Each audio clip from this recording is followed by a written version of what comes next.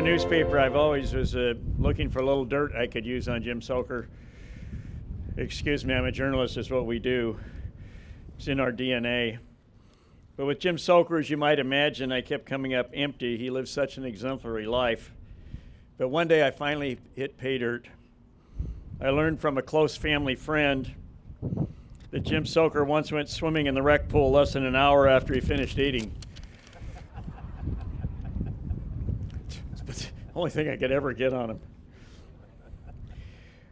Well, Dr. Joan Smith McLean was both a gymnast and a swimmer at UC Davis in her undergraduate days, and with a friend started women's water polo as a club sport, worked very hard to turn it into a varsity sport. She was also so good at intramural flag football that her team was twice asked to play at Candlestick Park during the 49ers pregame festivities. Nowadays, they'd probably ask him to play during the game at the 49ers. A member of the original goal liners who helped the Aggie football team with recruiting and marketing, Joan graduated from UC Davis in exercise science and then earned her medical degree from Michigan State.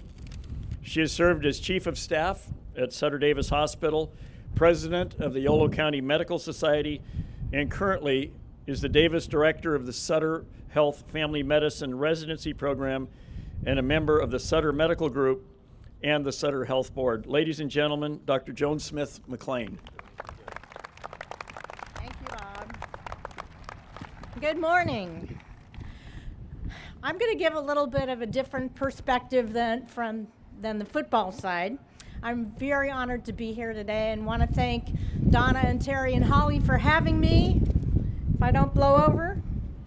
So Jim was actually not the first Sochor that I met. I had the pleasure when I was a senior at Davis High School to teach Terry and Holly gymnastics. So when I started as a freshman at UC Davis, when I first met the famous Coach Sochor, to me he was just Terry and Holly's dad. I first met Jim my freshman year in the Hickey gym. I was a gymnast at the time, and the gym was right across the hall from the coaching offices. We started off just by talking about his kids, but he was also interested in my life as a student at UC Davis as well. As many of you can remember, as a university freshman, you can feel pretty anonymous as one of hundreds in those really fun lower division classes. And if one also misses one's Chem 1A 4 p.m. classes to play intramural football, one may feel a little more anonymous indeed. So having Jim to talk with that first year made life so much easier. He was not at all, as others have said, what I expected in a football coach. He was quiet and gentle, although fiercely competitive. He was contemplative, and he read philosophy. Who knew a football coach would do that? The next year, Jim and Neil Zambucas asked six of us to form a group called the Goal Liners. And I heard that Catherine and Sylvia might be here today, and I hope you are. Yay! The coaching staff had realized that they couldn't, quote, do it all. They wanted to improve attendance at games and also needed some help,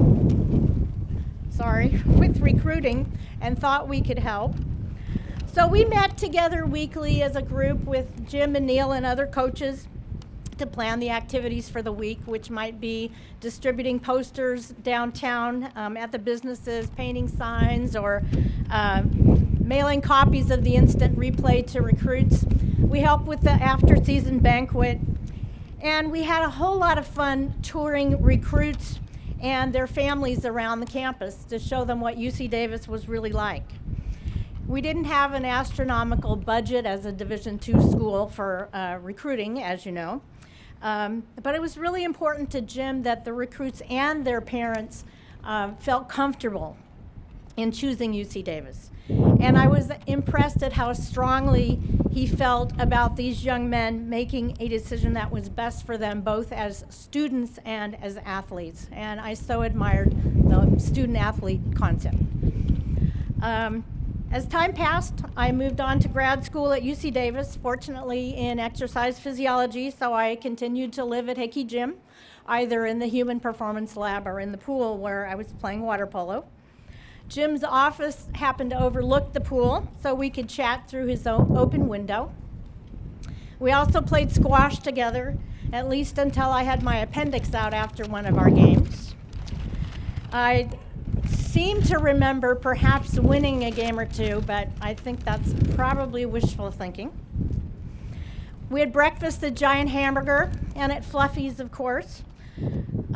He continued to be an incredible friend and mentor, and was always able to ask that very simple and direct and insightful question that made me think about where I was going and also made me know how much I was cared about.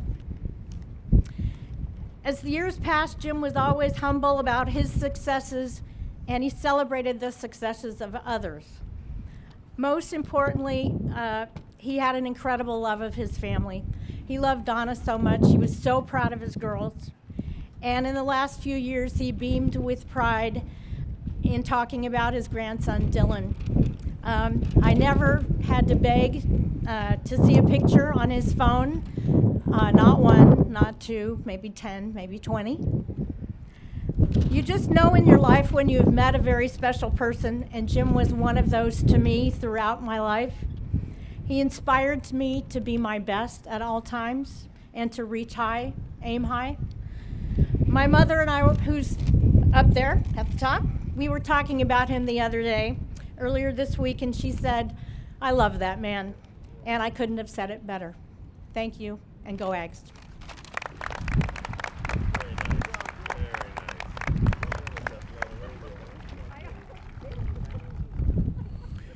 We're now ready for a short halftime show, which will be presented by the Aggie Banda, and then we'll continue with the rest of our speakers.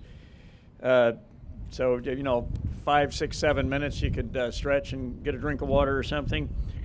But first, I'd like to call your attention to the video board at the south end of the stadium, where the trailer for the movie The Aggie Pride Legacy will be shown. The Aggie Pride Legacy was put together with great passion and talent by executive producer Jordan Sachs. Will be released on DVD after airing on Comcast Sacramento one day soon, and also is being submitted for ESPN's 30 for 30 sports film. So we'll go to the video board, and then we'll have entertainment from the Aggie Banda.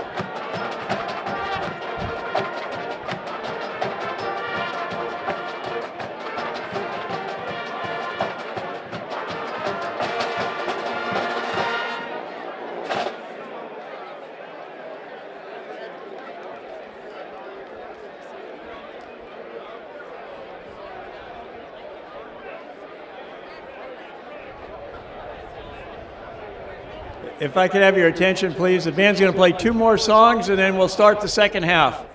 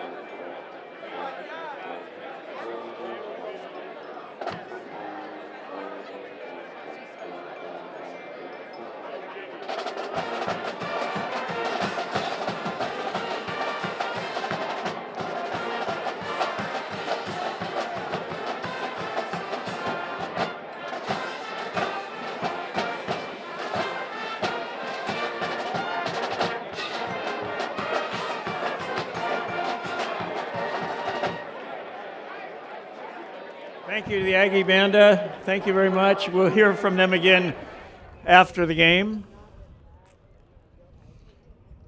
If we could have everyone take their seats so we can get the second half kickoff going here.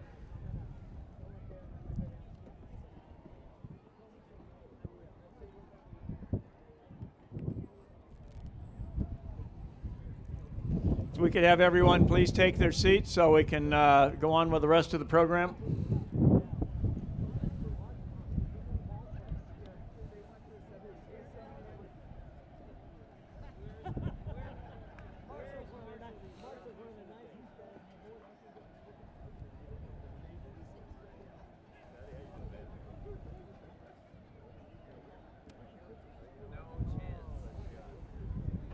Could everyone please begin to get back to your seats so we can start the second half?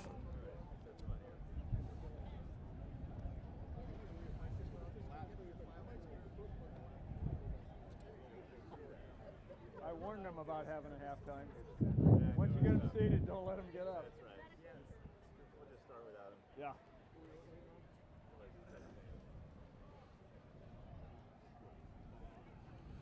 Welcome back.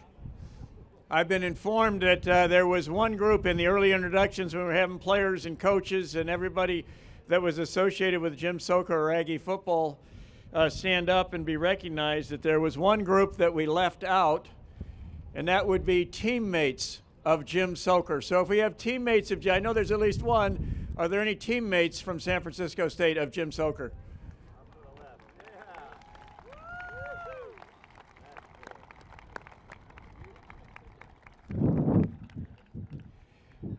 We now move into the second half of our program with a reminder at the conclusion, the Aggie Banda will play Aggie Fight, and then you're all invited to come down onto the field or into the Bruce Edwards Club Room for some refreshments.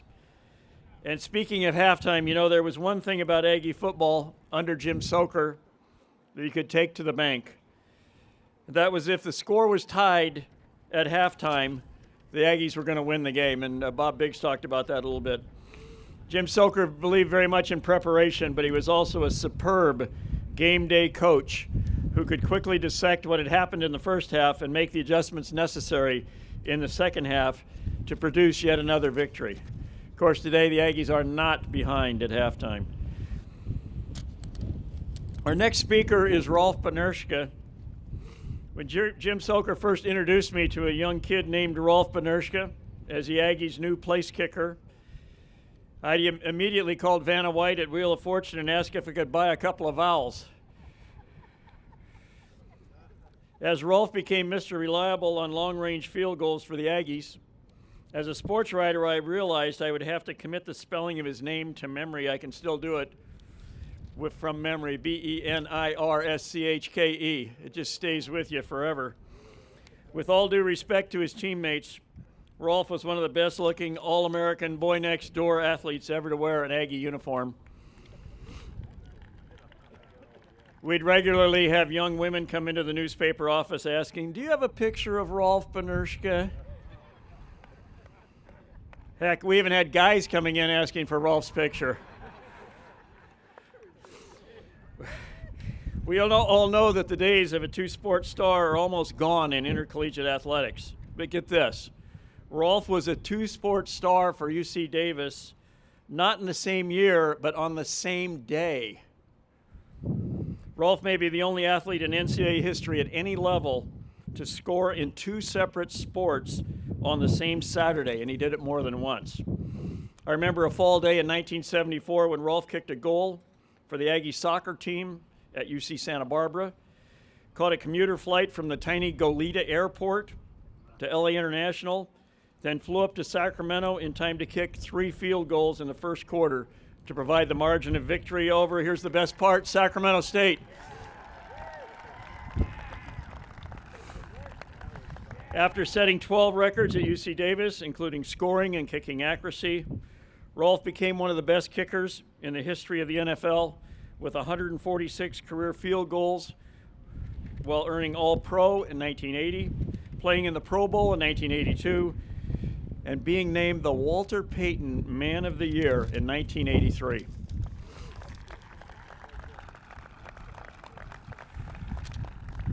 Rolf has made no secret of the many serious medical challenges that have come his way and nearly ended his professional football career. And he has spent a lifetime helping others who are facing similar challenges. Rolf's life story is the very definition of a profile in courage. And his philanthropic work in a variety of fields is right up there with Mother Teresa. Ladies and gentlemen, it's a distinct honor to introduce to you a member of both the Cal Aggie Hall of Fame and the San Diego Chargers Hall of Fame, Rolf Benerschke. Thanks, Bob. Thank you, man.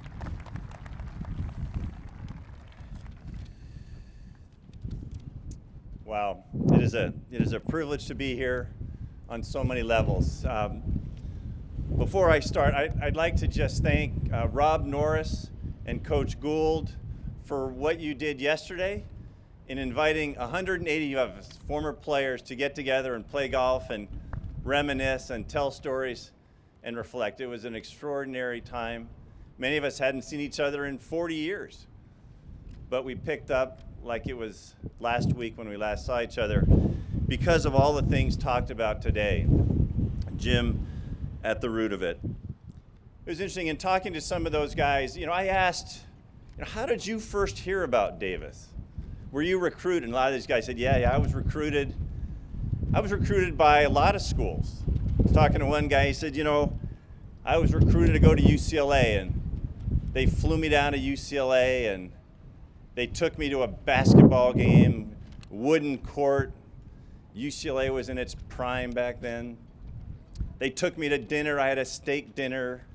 There was a party afterwards. There were all these girls. It was an awesome weekend. Because then I was recruited up to UC Davis. Jim Sochor picked me up at the airport in a dilapidated old car. It was probably 30 years old at the time. And he drove me to Hickey Gym.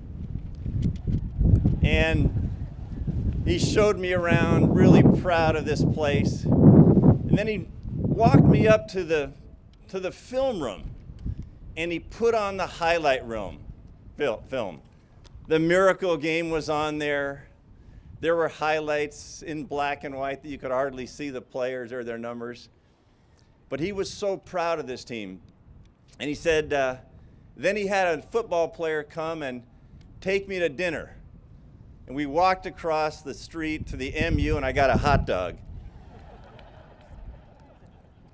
And I said, well, why did you come to Davis? And he said, because of Jim Sochor.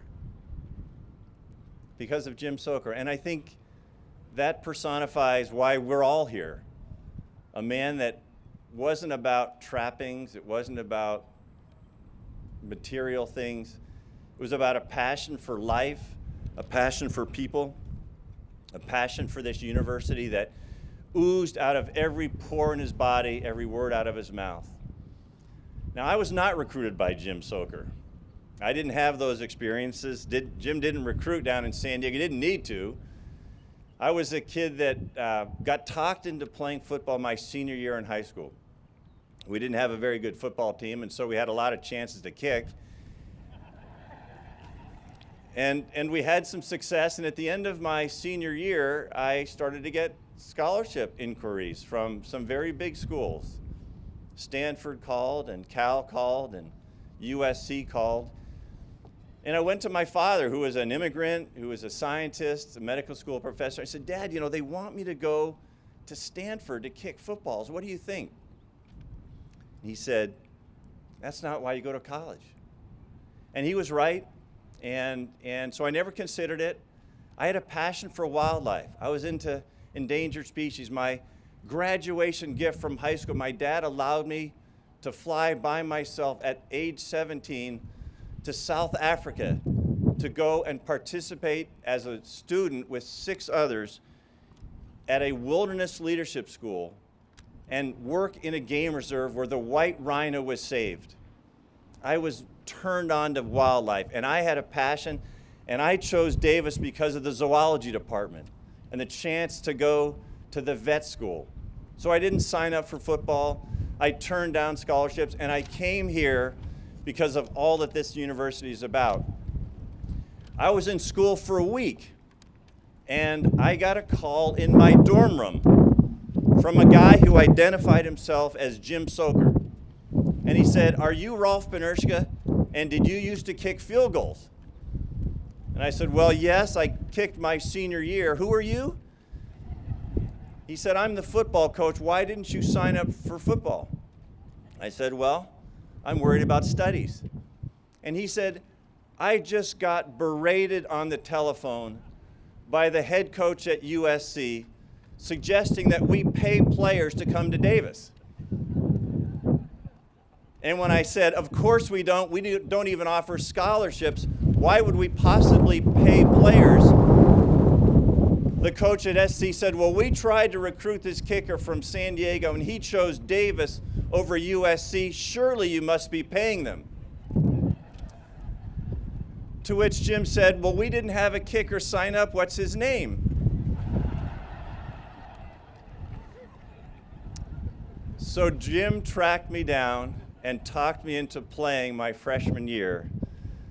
And that's when I knew we had a great coach.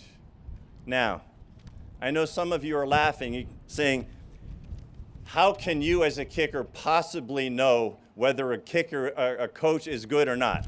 Right? It ought to be Bob Biggs, Kenny O'Brien, a bunch of his, Scott Berry, Chris Thompson. Not a kicker. But let me tell you why. Jim Speck is who I'm thinking about. Sorry, Jimmy, if you're in the audience. Let me tell you why I can unequivocally say Jim Sochor was an extraordinary coach. I've had the chance to play on some great teams under some great coaches with some extraordinary players. And I would suggest every player asks 3 questions of their coach. But these 3 questions are never actually articulated, but we have them nonetheless. We have tens and several hundred players here, former players, current players. Tell me if I'm not correct. The first question we ask is, can I trust you? Can I trust you? We learned quickly that we could trust Jim Sochor. Trust is part of Aggie pride. Trust, unity, and togetherness. Trust to a player means, if I screw up, am I the guy that's pointed out? We learned very quickly that if Biggs threw an interception, Frank Altick fumbled the ball, Rolf Benerschke missed a field goal, that we lost together as a team, and we won together as a team. We learned quickly that trust was central to who Jim was, and it resonated with us. Can I trust you? We could trust Jim. The second unspoken question we have is, are you committed to excellence? We wanted to be great as players. We want to be great. But we can't be great if you aren't committed to being the best that you could be. Jim demonstrated that every day. He was relentless about learning.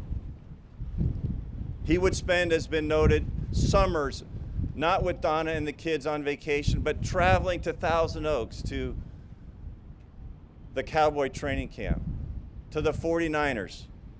Later on, he would come down and visit San Diego.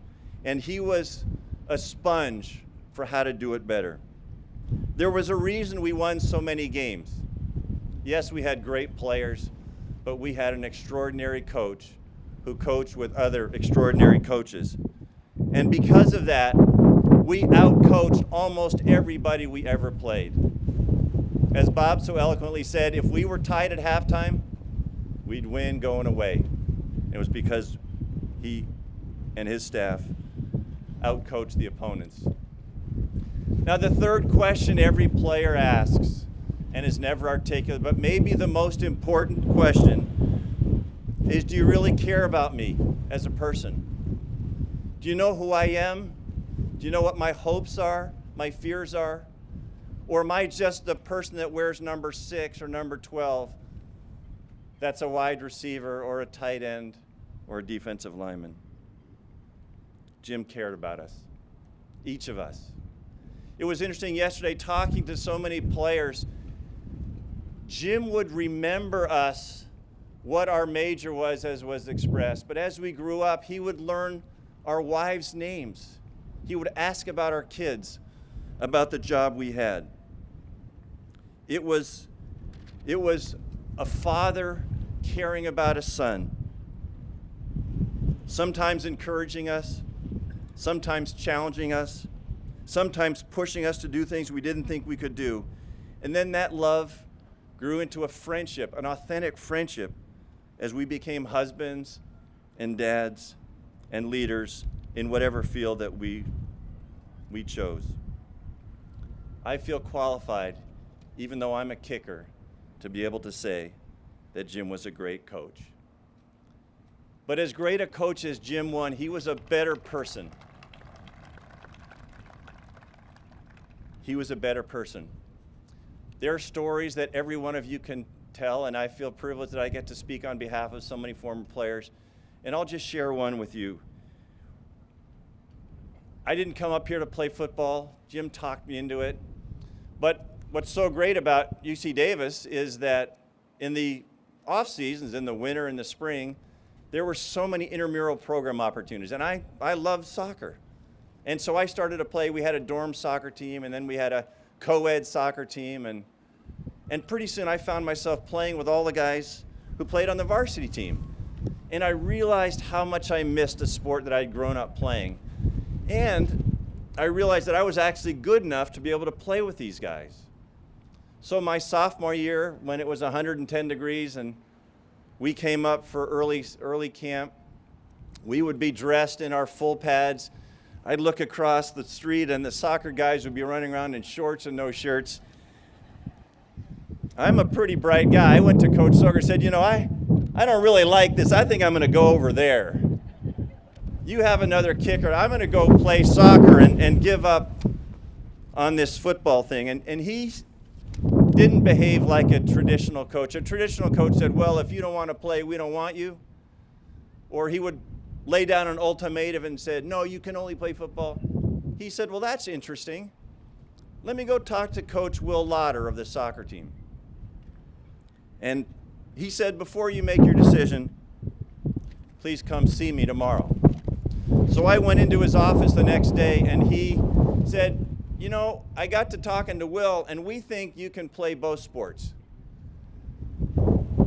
And for the next 3 years, I had the privilege of playing on the soccer team and the football team, making extraordinary friends, playing at a university that I couldn't be more proud of, and Jim changed my life. Jim loved his family. For anybody that's married, we know that behind every successful man, there's an amazing lady.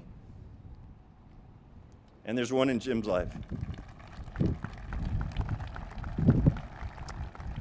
The truth is, there are three in Jim's life. There's Donna, who was always in the background, encouraging, keeping his spirits up when things were tough, supporting him at games, cooking for us players at the house, giving up her weekends to Jim and his players and coaches, but always her own person, someone that we could look up to and say, she's a very special lady.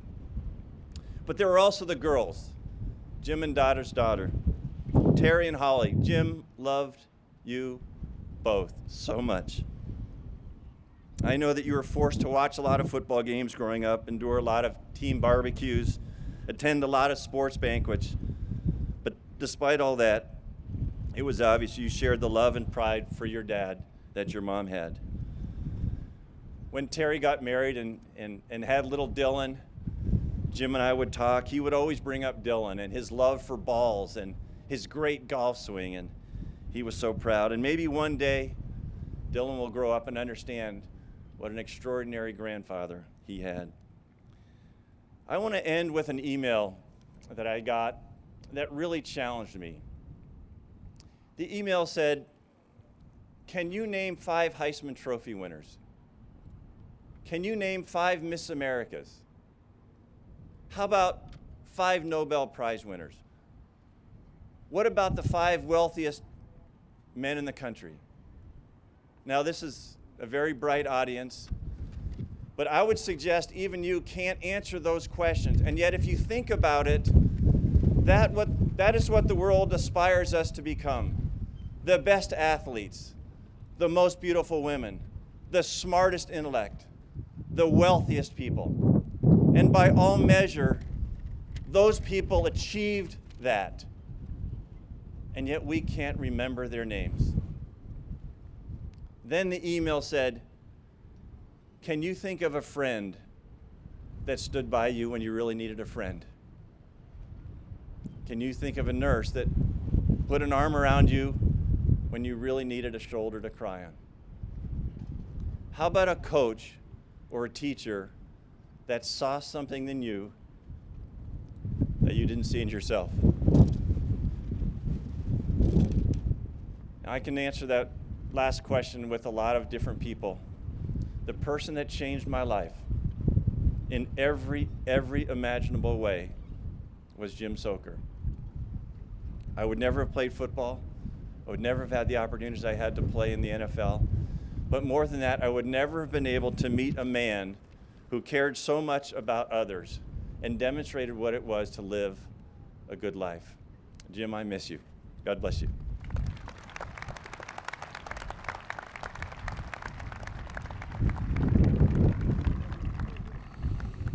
Thank you, Rolf. Of all the many memories I have of this remarkable man, the one that sticks with me above the rest goes back to a sunny October afternoon in 1981 at Humboldt State's Redwood Bowl. The Aggies entered the game with a nearly unbelievable 38-game conference winning streak.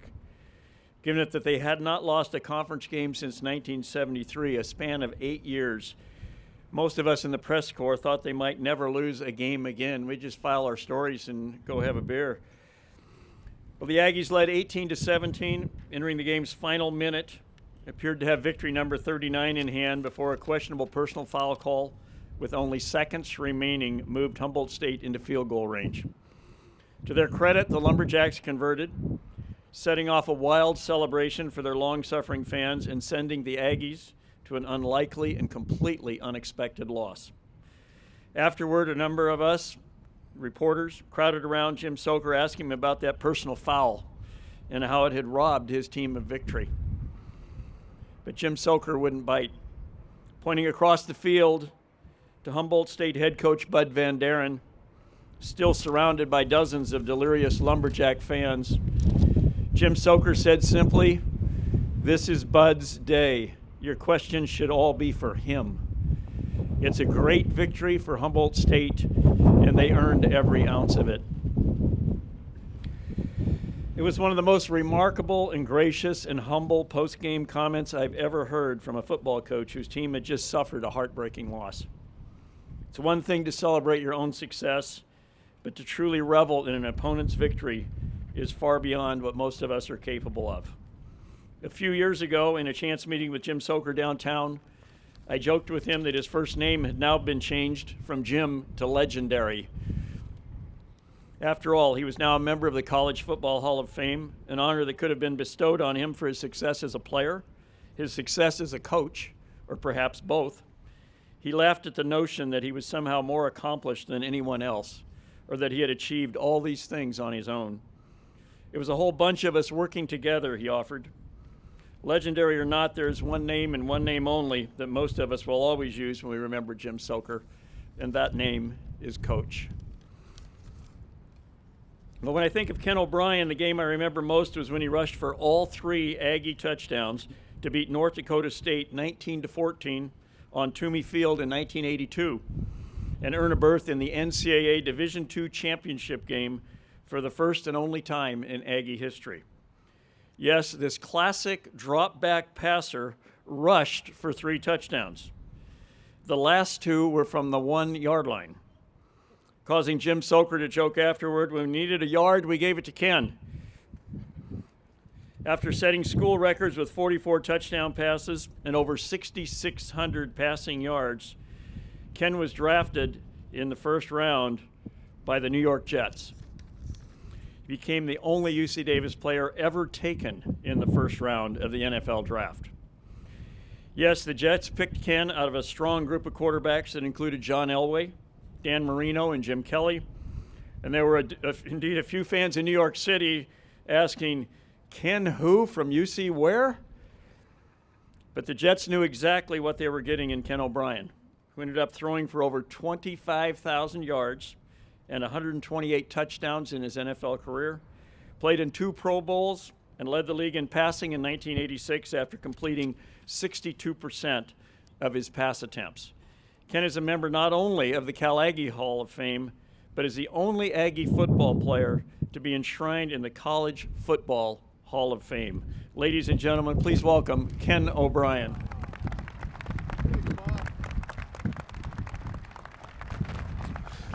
Thank you, and start off by saying what an honor it is, Donna. Thank you for letting me come up and say a few words about your husband, Holly and Terry. I didn't have a chance to see you earlier, and I apologize, so hi now. And thank you for letting me say a few words about your father.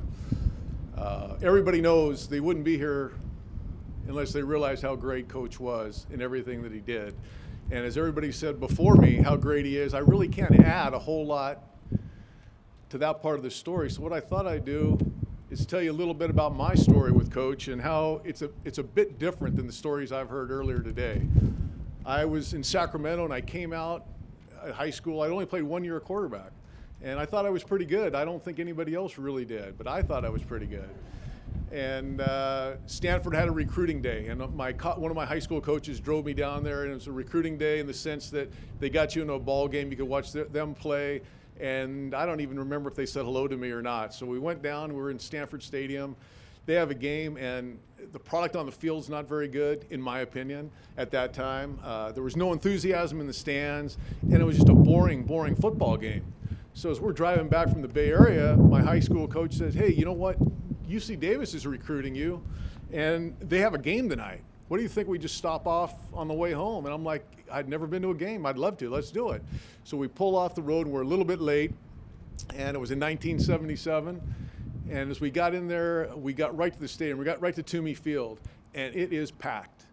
Guys are on the sidelines, they're in the end zones, they're everywhere. They have a steam engine going off every few seconds. It's cranking up there, and Reno's in town. I think Jeff Tisdale and the Wolfpack were down, and Coach Alt, and there was Mike Morosky running all over the place, throwing passes, throwing touchdowns. The steam engine would go, and Davis wins this game. And I think to myself, this is what it's all about. I want to be a part of this deal. They're throwing the ball. It's great enthusiasm. The whole town buys in. Where can I sign up? So I'm ready to sign up and go to Davis at that time. Unfortunately, I have no one knows this. I have a recruiting trip out here, which is a recruiting trip to come out for the day. About a week or two later, it could have been a little bit longer. And I get here, and Jim Speck, an older quarterback at Davis, was running the freshman team at the time. And he was put in charge of taking me around campus, which he did. He gave me Coach Socher's old yellow Schwinn with the basket, and we drove all around Davis for about 2 hours. And I was like, what in the world is going on? I've never ridden a bike this far in my life. And we're going to Puda Creek, and he's telling me about this. He showed me the library, right? So I was really, really impressed. We finally got back to the Hickey gym. We went up to Coach's office, and I had a chance. He was behind the desk and said, hey, this is Ken O'Brien. He's out here to meet you. And he's, hi. And he went right back to doing what he was doing. And I was like, well, son of a, I don't know what's going on. I'm not that bright, but he can't do that to me. He couldn't even say hello to you. Well, I didn't realize they were playing either Eastern Illinois or Lehigh or somebody that week. They had a big game going on, and he didn't have time. He was preparing for the game, but that drove my decision to go to Sac State because I was going to play against him and show him what he missed out on. So as smart as that decision was, I had a great time at Sac State. And I'll speed this up for you, but I had my high school coach was Danny Carmazzi, and Danny was, I don't know if you're here, Dan, but Dan was an old Davis quarterback, was a great player, 5 touchdowns in a game, and he came and knew I wasn't happy and said, hey, how about if I take you out to go see Coach Socher, and we can bury the hatchet and get it right. So we had a secret meeting late at night at Hickey Gym. I think it was after the season was over. I hope it's Sac State, but I went in and we aired it out, and I told him, and he looked at me like I was crazy when I relayed the story. He didn't remember it, and I said, no, the reason I didn't come is because you had no time for me. And he looked at me like I was crazy and said, well, we'd love to have you come now, and I did, and then the stars aligned. Everything lined up right. We're on the right track. I came out here, and as everybody knows, all the old players, the 2-a-days or 3-a-days we had in Davis in the summertime, it's beautiful, right? It's 110 degrees, and you're sweating, you're there, and you have Beasley and Sid who don't wash your uniform for you, so everything stinks every day. And I'm out there, and when you're redshirt, It is horrible. You stand around, I stretch every day, then I would stand around for 3 hours at a time. And I got really bored, and then school started, and then I decided one day on my own that this just isn't cutting it. I stopped coming. I stopped coming that day to football. I started coming to practice. And I thought Coach would really miss me. About 2 or 3 weeks later, he sees my roommate, and I saw one of them here this morning. I live with all defensive players for some reason. And it was Sam Bradley. Sam and Larry were linebackers. And as Sam relays the story to me, he said, Coach Sochor goes, "Hey, Bradley." And he looks, and he goes, "Coach Sochor call?" He knows my name. You know, he calls me. I'm running over there. He's going to tell me something good. You're doing a great job on special teams, this, that, and another thing. And he said, "Hey, where's Kenny?" And he goes, "What?" He goes, "Where's O'Brien? I haven't seen him out here." And he goes, and at that second, I look over his shoulder, and there you are on the intramural field. And he goes, "Coach, he's right there." And I'm playing intramurals with a bunch of guys who had graduated the year before, and I'm too young. They're drinking beer and having a great time. And he said he looked over, and the look on Coach's face, instead of being mad, he just started laughing. And he said, "Could you tell him to please come in and see me sometime soon?" So sure enough, that set off the spark where I came into him a week later, and he asked why I hadn't been around. And I said, "You know, it's just kind of boring, Coach. I'm not really doing anything good, but I really want to be here." And he said, "Well, why are you here?" I said, "Well, I came to Davis for one reason. I can get an education." And I was a little bit cocky, but I want to play football. I want to keep playing football and see how good I can get. And I know how good you are, and all the quarterbacks, Bob and Jim Speck and Paul Hackett and Danny Carmazzi and Mike Morosky and Johnny Lou, and it goes on and on and on. And I want to be a part of it. I want to see how far I can push myself. I'm all in. Are you? And I think it was the perfect time for him to be challenged because he'd had so much success at Rand, and not that he was getting fat off success, but I think he looked at me and said, "This guy's a little bit different. Let's see how far we can take this." He said, "When you're ready, come on in." So the day the season ended, that Sunday morning after the game, I showed up bright and early at Hickey Gym, and he asked me what I was doing. I said, "Well, I think my clock started. Let's go." And from that day on, we met 4 or 5 times a week, daily, and we would go over football. The first year we watched film all the time. Then we'd go to Sambo's. It used to be Sambo's down there, I think, right? And he would buy me a Grand Slam breakfast, $1.03 it would cost him, and he would buy me a Grand Slam breakfast. We'd go to Kathy's Corner. We'd go all over. We'd go to the MU, the coffee house, and it never stopped. But it was always a learning time for me. We'd watch film. And it wasn't the physical part, it wasn't the football part, it was how to be a leader, how to carry on your life. He would stop the film at certain times and he'd bring up names in black and white of, "This is George Mock." I'm like, "George Mock?" He goes, "Oh, he was a great fullback, but he's a top neurosurgeon or some surgeon in Boston." And he'd go on, and they'd stop it again. And here's this guy's Nick Lowe, the offensive lineman. He's an attorney in Sacramento, and he was so proud of the success of all the players, and he remembered each one of them. And it wasn't about football; it was about how they lived their lives. He used to love to hear stories. One of my roommates was Dennis Heaney, and I don't think Dennis is here. I don't know if anyone remembers Dennis, but Bob would. He was a receiver with Bob, and he didn't play football, but I needed someone to throw with. And Rob Cunin was another one who was here earlier. I don't know if Rob's still here, but I would take my roommates out and throw them, and they wanted to play, and they got on the team. Rob started after I left, and Dennis was there. He'd get in the games later, but now Dennis is a colonel running the Green Beret and the Army Rangers. And nobody knows it, but when I would tell Coach that, he would be all over it. He would be so proud to hear of the success that everybody had that it was awfully amazing. And all those stories rang true to him. He'd always ask me about those guys later on. He never reached out, but he knew they were there, and he knew what everybody was doing. It was a big part of his life. As we moved forward from the redshirt year, and I started actually playing a little bit, I learned a couple more things, and everything was a lesson. We had skit night. Everybody talked about skit night, and for those of you who don't know it, every year before the season, he'd come in and let the players kind of go wild. After being in camp so long, you do things, and it was funny because the offensive players who do a skit, and there was actually talent. They'd sing, they do a magic act, they tell jokes. It was entertaining. It was good quality stuff. And then the defensive guys would get up, and they're just Neanderthals, and they'd do something just awful. And they would pick on Coach. Was there one chance to pick on Coach? Because the other thing, they'd say, I would be so uncomfortable by some of the things they said, and he got up there, and after they gave an especially gross routine, he got up and he started laughing. He'd chuckle under his breath, and he said, there's always room for a little levity, men. And so there's the learning thing. I had to go look up what levity meant, first of all.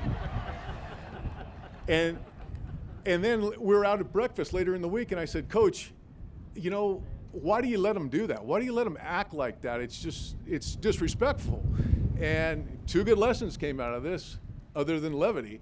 One was he said it gives you thick skin. It just bounces off. It doesn't matter what people say about you. You have to believe in yourself. So certainly that came in handy for me later on. And the second thing he said is also builds camaraderie. Because as you look around the room, we have good players. We have smart players that they want to succeed. They're not the best players. They're not going to get drafted and play in the NFL. But together, I'll put them up against anybody, anytime. And how right was he? Every team from there on out was just like that. That segues into when I think about when I was a senior, we were fortunate. All these other guys, you know, all the teams were good. Everybody won, but we were really good. And we were so good that, you know, we'd play a half, and then we'd be back, and we'd let the other guy, and they were really good. Scott would come in, and Scott would light them up, and thank God that I'd stay ahead of him, or he would have kicked me right to the side. But we would play half a game, and we were moving along, and then we had a Toomey. We were at Toomey Field. It rained that year. There was no grass in the field. It was all mud, and they had the fog coming. It looked like a scene from Apocalypse Now, and nobody really wanted to be out there. You're going through the motions a bit, and there was always a vibe, offense against defense, right here. And defense guys, Coach Foster, and they were the best. And offense, we didn't worry about it. We just went out and showed we were the best, we thought, right? Pretty cerebral in that side of it. So one of my best friends still in life was another captain, Bob Slater. Bob, I don't know if you're here or not. Bob's a great guy and a great friend, but he's also a giant smartass. And he could get on Coach. His brother played here, and he knew Coach for a long time, and he was a thorn in Coach's side and my side at times as well, but I love him too. So in practice, he got by the guy, and he hit me in the back after a play. And for whatever reason, it didn't really sit well with me, and then he did it again the next play, and that was all it took. The ball came out of my hand and hit him right in the helmet. And he turned like he was going to come jump at me, and I didn't know why he didn't jump it. He would have killed me, you know. He turned, took a step toward me, and then he stopped and he went back to the huddle and started mouthing off like he always mumbled the other way. And I turned around, there was Coach, and he was giving him the evil eye, and he wouldn't come close to me for fear Coach was going to stand up for me and stick it to him. And we get back in the huddle, and Coach said, forget about the game plan. It's time to show these guys who's in charge.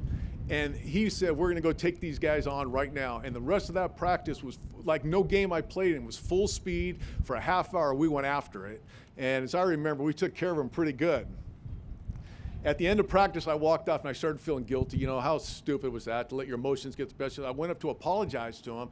I said, Coach, I'm sorry that and he just turned and smiled at me. He goes, you know, that was one of the greatest days of football I've ever been associated with right there. And I thought, wow, it's pretty, you know, you learn so much from when you never thought you would. He would just come up with these nuggets. So the last story are there any defensive players here? Okay. So there was always this feeling of offense and defense that I didn't know about because I was on offense, but defense guys always felt second class. And they thought Coach, in their own way, they used it to spearhead them to play better because they thought, you know, Coach didn't care about them. Coach cared about the offense. And really, he told me many times, as long as Coach Foster keep him under 35, it's no problem. We'll do fine. So we're out there, we're walking through. He used to coach squash, and he used to take me over to play squash, which I didn't know was a sport. And he'd run me ragged at squash for an hour or two, and we'd be talking about something. We'd work out in the rec hall, and some of the guys in the team would work at the rec hall. You know, they have their rec hall shirts on. They were there, and one guy was a linebacker, big, good-looking guy, Neil Fromson. I don't know if Neil's here today, but Neil was all league, and he was a really good player. And he was working the front desk. So as we walk out, you know, Coach doesn't even, he spends no time. I see Neil, I say, hey, Neil, how you doing? You know, what's going on? He goes, oh, good, Kenny, how are you? You know, and Coach looks at him and said, hey, Neil, how are you doing? You know, you had a great career. Do you have any idea what you're going to be doing next year? And the look on Neil's face was utter dismay, like, Coach, I'm a junior. I have another year left. Without missing a beat, Coach said, yes, you do. Walked out the door, and that was the end of it. So for all you guys who thought Coach didn't care about you, you might have been right after all. Listen, I more than anybody benefited from Coach in a lot of ways. As a coach, but more as a teacher, and then a father figure who relationship develops into being one of my best friends. And I think I'm the lucky beneficiary of it. I try to live my life with the lessons he taught me. I think about him all the time. And as I think about how to honor his legacy, as everyone spoke earlier about what Aggie Pride is, I look up at the sign, and Aggie Pride's really words. I think it's the actions that go along with it. And that the young guys now, we all want to live in the past, but we have to live in the future and in today. And I think what the young guys have to do is be able to create their own legacy and what Aggie Pride means to them. And the way to do it, how can we honor Coach, is to help out any way we can. You know, it's leadership. That's what he provided. It's preparation and it's execution. And whatever happens has already been decided. It's going to have a good outcome. But if we can remember Coach in everything we do and think about him as we think about anything we're trying to do to young people nowadays, how to help them get better and succeed in life, that's the message he always gave me, and I'd like to leave with you. Thank you.